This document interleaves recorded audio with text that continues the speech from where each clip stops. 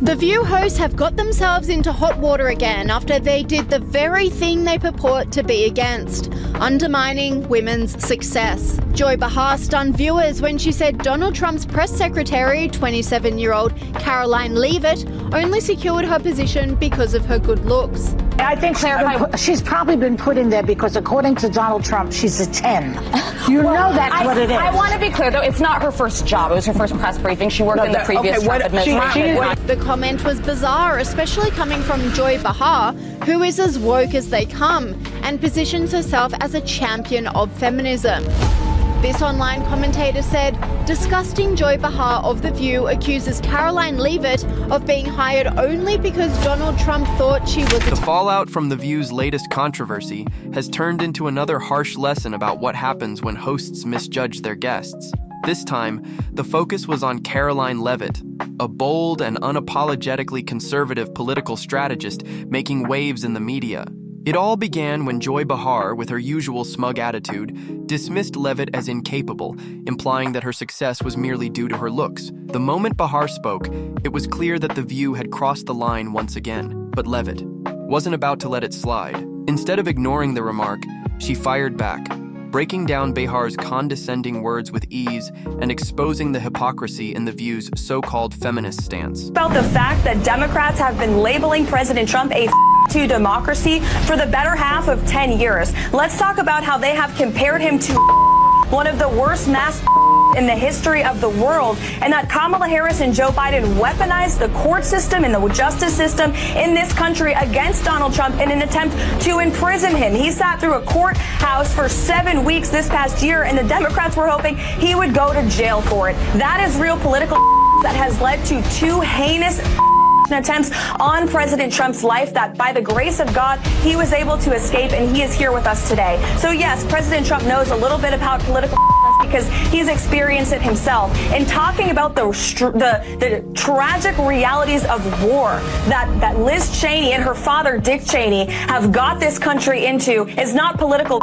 It's talking about the reality of the foreign conflicts that the Washington, D.C. establishment have sold out young Americans to for decades. Rather than backing down in response to the predictable elitist mockery, Leavitt did what many before her couldn't. She fought back, and she did it with intelligence, confidence, and most importantly, facts. The moment Behar made her dismissive, Leavitt made it crystal clear that her achievements weren't based on her appearance, but on years of dedication, deep political understanding, and strong communication skills. These qualities made her a genuine challenge for The View's panel, who present themselves as intellectuals. Leavitt didn't waste a second pointing out how absurd it was to reduce a woman's success to her looks, especially coming from a show that constantly claims to support female empowerment. The contradiction was obvious. The View presents itself as a platform that uplifts women, yet the moment a woman doesn't align with their left-leaning beliefs, they demean her in the exact way they claim to oppose. The irony was undeniable to anyone watching. No, please, his opponents are saying to this very day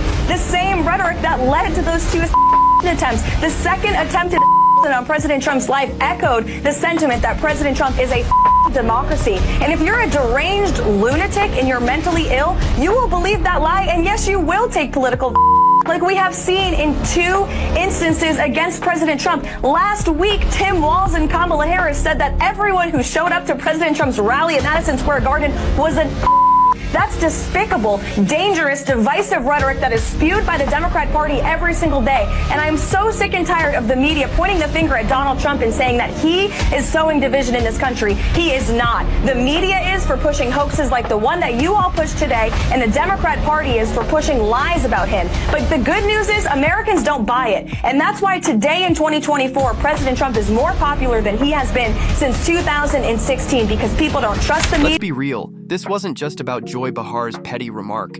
It was part of a much bigger pattern. Every time a young, articulate conservative woman gains recognition, the media scrambles to discredit her. Whether it's Kayleigh McEnany, Sarah Huckabee Sanders, or Elise Stefanik, the strategy remains the same. If a woman doesn't fit their ideological mold, they try to frame her as unqualified, unserious, or simply eye candy for male colleagues. That's exactly what The View attempted here, throwing out a lazy, sexist attack, expecting no repercussions. But this time, it completely backfired. Leavitt didn't just highlight the double standard. She reminded Behar and the rest of the panel that her position wasn't handed to her. She earned it through hard work and real competition in politics, unlike The View's hosts, who built their careers by talking over others and catering to an audience that already agrees with them. Leavitt also made one thing clear. While they sit around gossiping and making petty remarks, she's out in the real world shaping political conversations and making an actual impact. It didn't take long for the moment to go viral. Viewers across the political spectrum took to social media to call out The View for its blatant hypocrisy. Clips of Leavitt shutting down Behar's comments spread rapidly, with people from all backgrounds agreeing that Behar's attack wasn't just unnecessary, it was self-defeating. Even those who didn't share Leavitt's political views had to acknowledge that she exposed a serious flaw in The View's approach to discussing women in politics. I said something yesterday that really pissed me off. And that was, she said, there will be no wokeness here. Oh, yeah. Let me explain something to you. Because without that wokeness, you might not have that job. Yeah. Because women were not invited to that table. Mm-hmm. Women were not invited to many tables in this nation. The reason we fought and busted our behinds to make sure that you didn't have to worry about this. And now to hear you talk about it and to hear anybody talk about the wokeness was put in place for a reason. Because black people couldn't get into college. The show loves to celebrate strong, independent women, but only if they fit into the network's narrow ideological limits. The moment a woman refuses to conform to their left-wing agenda, she's reduced to nothing more than a pretty face who doesn't belong in the conversation. And just when it seemed things couldn't get worse for The View, their attempt to humiliate Leavitt only made them look more foolish. Behar's smug remark wasn't just mean-spirited, it revealed a deep insecurity within The View's panel.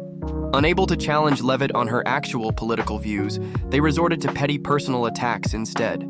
Instead of engaging in a meaningful discussion, they focused on her appearance, only making themselves look weak and spiteful. This was a clear case of projection. Rather than admitting that a young conservative woman had earned her place through skill and merit, The View tried to twist the narrative to fit their own biased perspective. Because women could not get into the colleges they wanted to go to. This is all women. Yeah. See, this is not black, Asian, this is all women. Women were not invited to this party. It was a man's world, and we busted our asses to make sure that this was a person's world.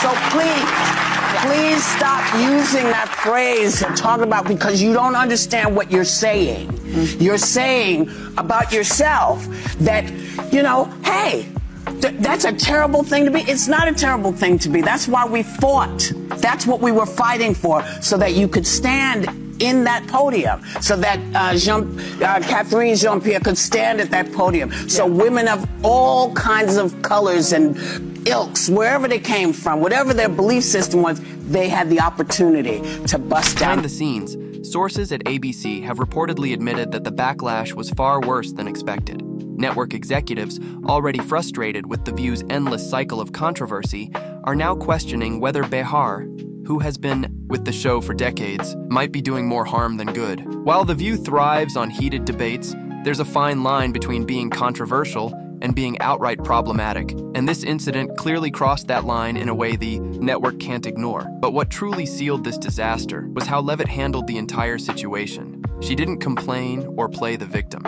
Instead, she stood her ground, spoke confidently, and proved exactly why she deserved to be part of the conversation. This wasn't just a win for Leavitt, it was a lesson for The View and anyone who underestimates conservative women in politics. The narrative they've been pushing for years, that these women are unqualified, superficial, or just there for show, was completely dismantled in one unforgettable moment. The View may have thought they were silencing their guest, but they ended up amplifying her voice louder than ever before.